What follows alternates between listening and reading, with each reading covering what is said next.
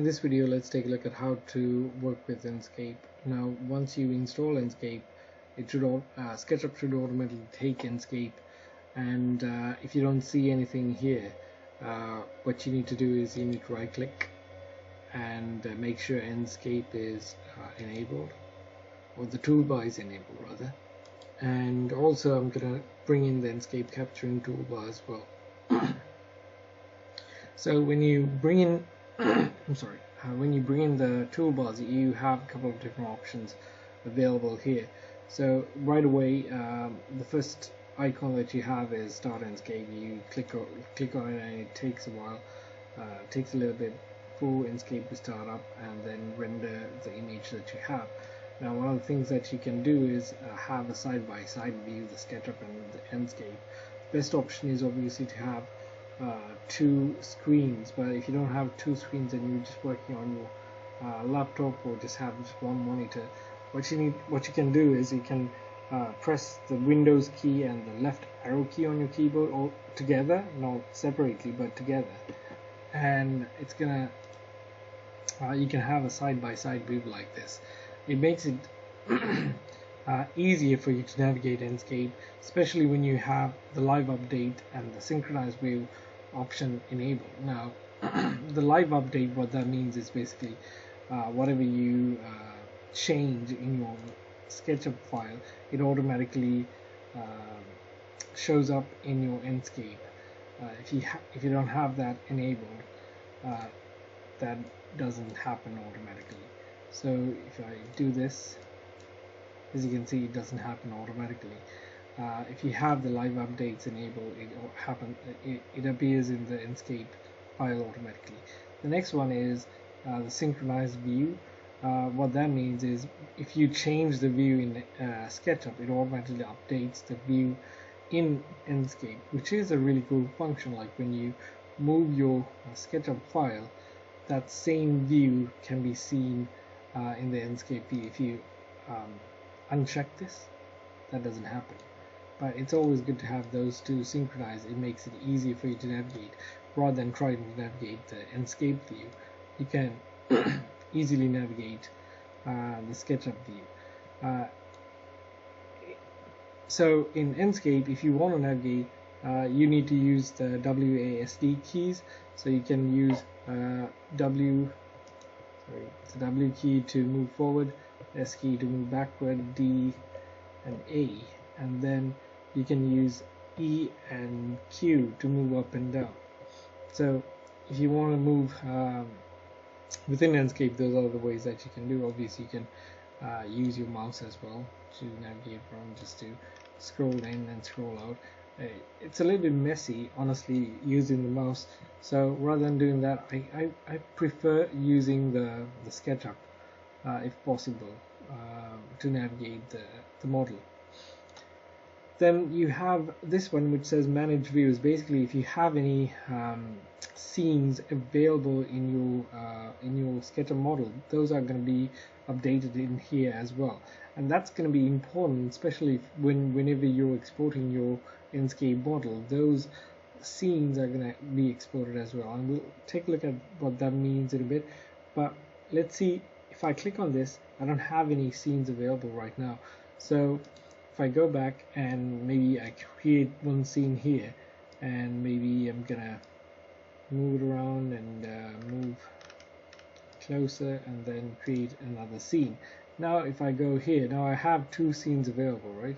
So if I go to this, click on this button, I have these two scenes available. So if I click on the first one, my SketchUp, my Enscape model goes to that particular scene and goes back. So if the amount of scenes that I have allows me to navigate my SketchUp, my Enscape model as well. So for example, if I want to have multiple views of my model, I can create scenes for those, so I don't mess up those views when I try to navigate within the model. So that's really helpful. I think I feel like at least as a feature in Enscape. Another thing that we can do is we can create scenes. So I mean, rather than creating scenes in SketchUp the old-fashioned way, you can create a scene here using the Enscape bar as well. So once you do that, that pops up here as well. So you have that Enscape scene, you have that, you have this. So you have three scenes, and there are different ways of creating your scenes. So those buttons, that's what those buttons do. And then we have our virtual reality headset icon. If you have plugged in a VR headset, just click on the VR headset icon, and then you can move in and navigate within the virtual reality environment. Then the other three icons are really important icons that we have here in the Enscape bar, Enscape toolbar. The first one is called Enscape objects, and that allows us to create spheres, spots, lines, rectangles, and disk lights. Also sound sources. So for example, if I wanted to create a sphere light, I would just use this particular button.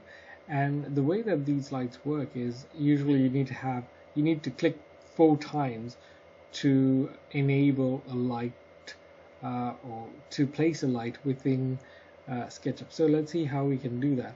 I'm gonna just move here, and let's just pan around just a bit.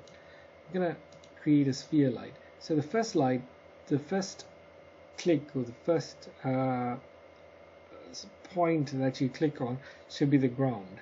So one click, and then you place your light, and then well, for this one at least that's just one. For the spotlight, you would need to place click 4 times in order to enable the light. Now you don't really see much if you take a look at this the Enscape.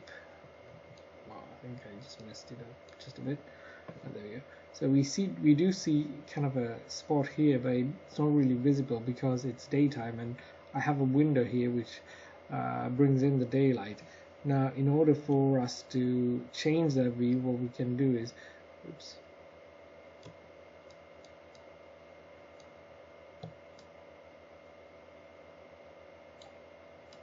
so if you press the shift key and click on your right mouse button and drag it, you actually change the time of day.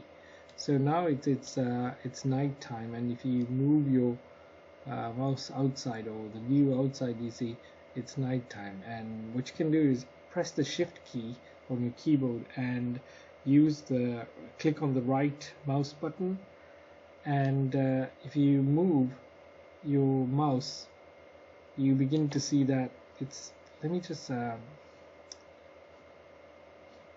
make this a little bit bigger so that it shows.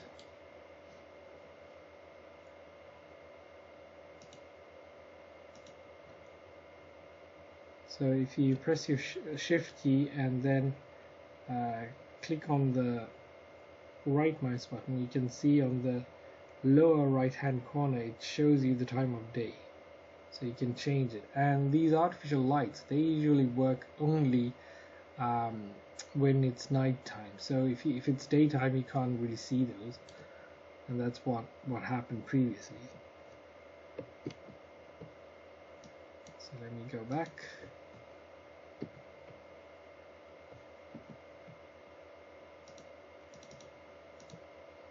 Alright, there you go.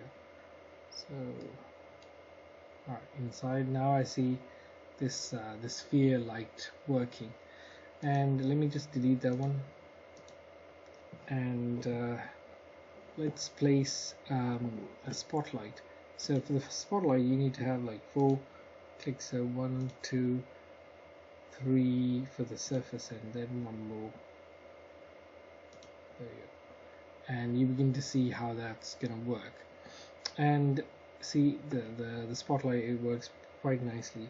You can change the intensity of it, you can change the beam angle, all of those quite nicely. And these are very, I mean, for simple software, these seem very sophisticated. Also, another thing that you can do is you can change the color of the light as well. So if you go into materials, just go to SketchUp materials, and I'm gonna go into a color, and if you just paint this light using a color, the color of the light changes. So whatever color that you want, you can just use your paint bucket tool and use the SketchUp materials in order to change the color of the light. So that's pretty cool, I think, and it's quite easily attainable through SketchUp. So let's delete that one as well. And there are other lights like the rectangular light. So if I wanted a rectangular light, there you go, and can again change the width of it.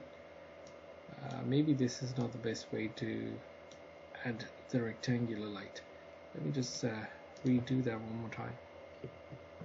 So the rectangular light, so let me create a rectangular light like so. There you go. And that's a better rectangular light, I guess. So if you wanted something like this, you can create small rectangular lights, and then you can change its parameters as well. That's the cool part of it. And again, like the other lights, you can change the color of it if you wanted to. So you can get really cool effects. Same thing with the line and the disk as well.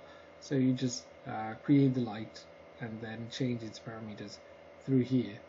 And that's it about Enscape lights. Then especially if you're using and I'll talk about when I talk about materials, I'll talk about self-illumination as well, which can be used as a light. In the materials part, I'll talk about that. So in the next video, let's talk about how to add elements in Enscape, the Enscape objects, through the asset library that Enscape has.